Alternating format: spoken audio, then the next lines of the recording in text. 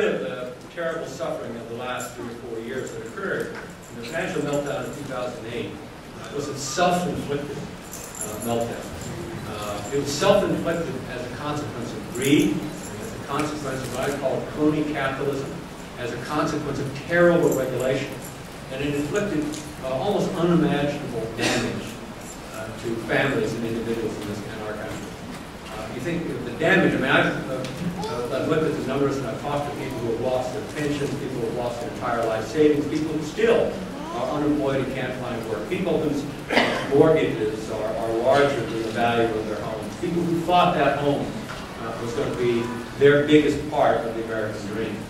A terrible amount of damage. And most importantly, the hope that people have that somehow democracy will lift the standard of their living and the standard of the living of their children as well.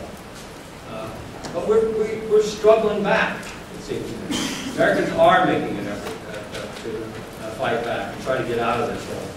I think it's terrible. It would be a terrible mistake for us to forget how we got in this mess and go back to the good old days of saying basically we're not going to regulate the financial industry. You don't have to worry about them. They're always going to do the right thing. They didn't do the right thing. They did the wrong thing, and millions of Americans suffered as a consequence. So I'm running, first of all, to bring the values of Nebraska back to Washington, D.C., where I think that they're needed. And perhaps most importantly of all the values is the value of our most famous senator, a Republican, George W. North, who came back to Nebraska after 2 terms, very disillusioned from the Senate. And we know very well that among the things that he did was to come back and get our Constitution amended so we have only a single house in the Nebraska legislature. I'm not going to propose that we abolish the House of Representatives.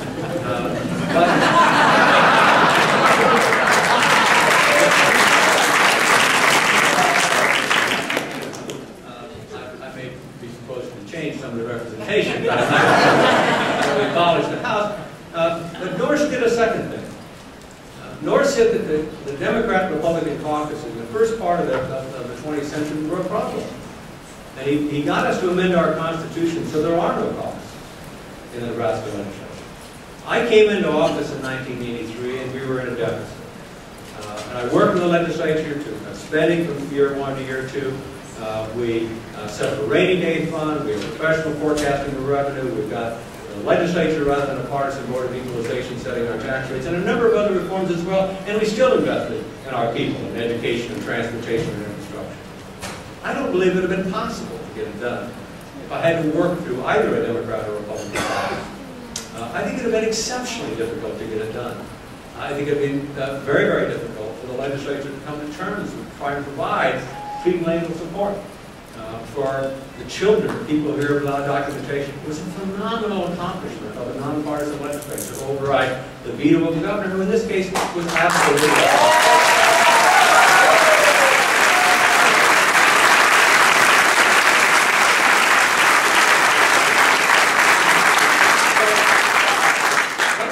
I'm going to give you a short list of things that, as have watched Washington for the last 11 years, bother me. I guess they bother you as well. You hear every politician that gets up and gives a speech talks about our children and our grandchildren.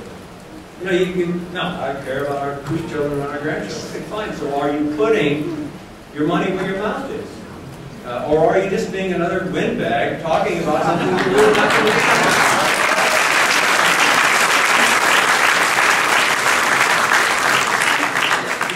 As I examine the hard truth of Washington today, there's far more concern with holding on to a chairmanship or acquiring a chairmanship than there is doing something good for our children and our grandchildren. There's so many issues. It is true, to accumulate $100 billion worth of debt every single month and pass that debt and the interest of that debt on to our grandchildren and our children, it's wrong.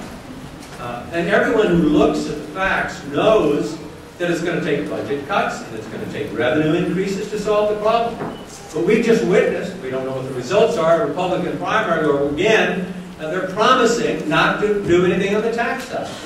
Now recall, in 1990, and I'll talk about it a lot in this campaign, that George Herbert Walker Bush, who got far too little credit for balancing the budget, said this: "I know I said no new taxes rate my lips, but voodoo economics will not work. It never has worked and it won't work." Yeah!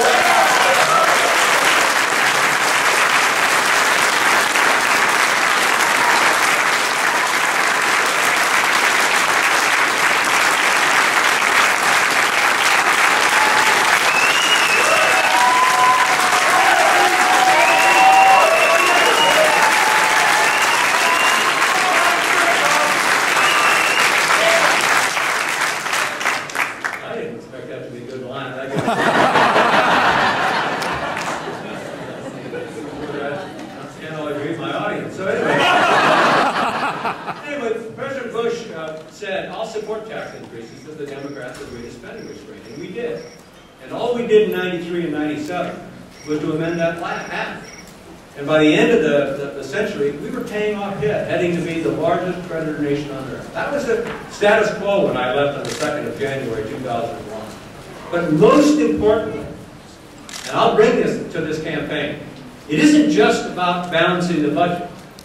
In the 1990s, the rates of poverty in the United States of America went down. In the 1990s, median family income went up. And if those two things aren't happening, I don't care if the budget is balanced. This country is going to change in ways that nobody is going to like.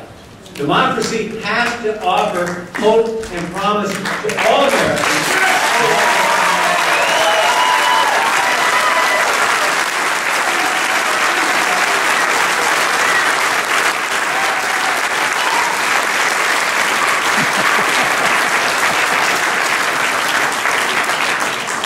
I'll give you another issue that probably isn't as good an applause line.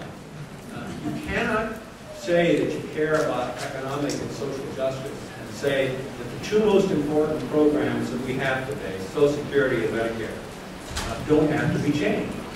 Because right now, everybody under the age of 40 is either going to have substantial cuts in their benefits or big increases in taxes for their children. That's current law. It isn't right. It isn't fair. And we have to make a change in ways that preserve, particularly for those who are most vulnerable, preserves the program. Both these programs have become more important than they were 10 years ago as a result of what's going on in the marketplace. But it isn't right to presume that people over the age of 65 cannot take the truth about what these two programs are and the changes that have to be made if their children and grandchildren are as important as we say they are when we give our speeches.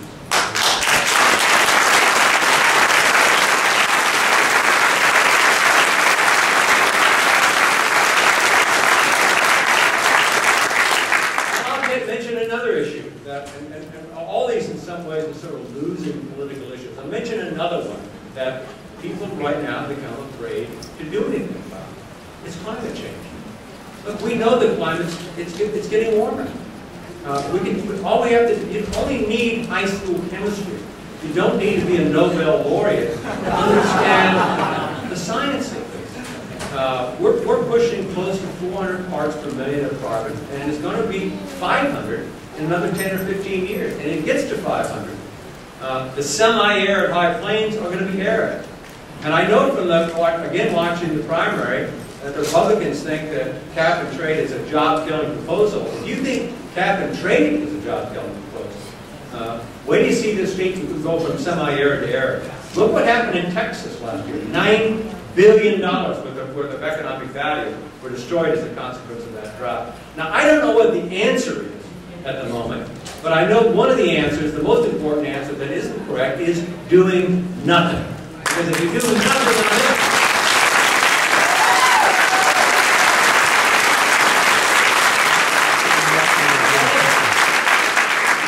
all the issues, we do nothing on this one, you can't get it back. It'll take 1,000 years to get it back. It's not like the other two problems. And so we'll talk about this a lot in this campaign. Anyway, my prescription here, I see I've got like 14 different papers. I gave my son very good advice at the beginning, and I'm not going to get Paul Johnson heartburn by pulling this thing up. Look, I do think fundamentally that the rules of Washington have to change. I think George Norris is 100% right. Yeah. I have a great deal of respect for men and women who serve in the Congress, but I have almost no hope, strike almost, I have no hope that they're going to be able to change these rules on their own. I do think it's time for us to actually examine whether or not our Constitution does need to change. And I will propose in this campaign that we change it to eliminate the caucuses, much like the nonpartisan legislature is. I will propose that we change it in a fashion that imposes some kind of limitation of terms. It has not been a problem, as was predicted for the Nebraska legislature. And I will most importantly propose, and you cannot do the first two without doing the third, that we change our Constitution and prohibit these unlimited,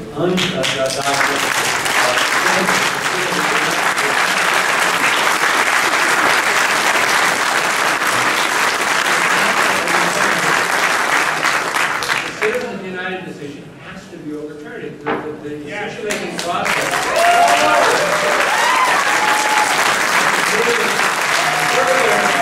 further away from all of us.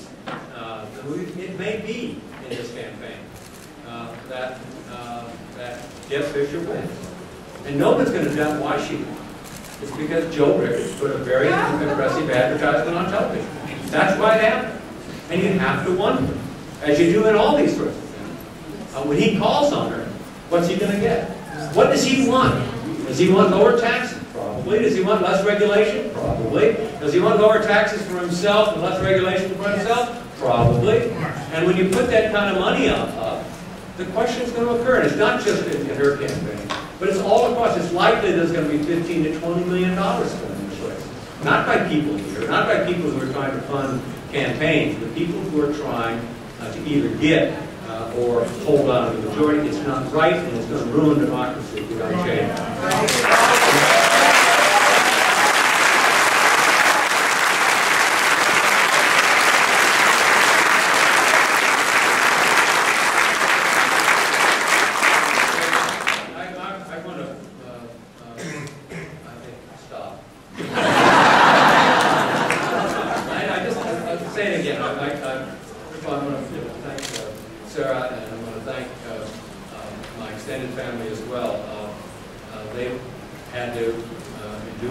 Saying I just could not sit on the sidelines and not become a candidate, not going to win.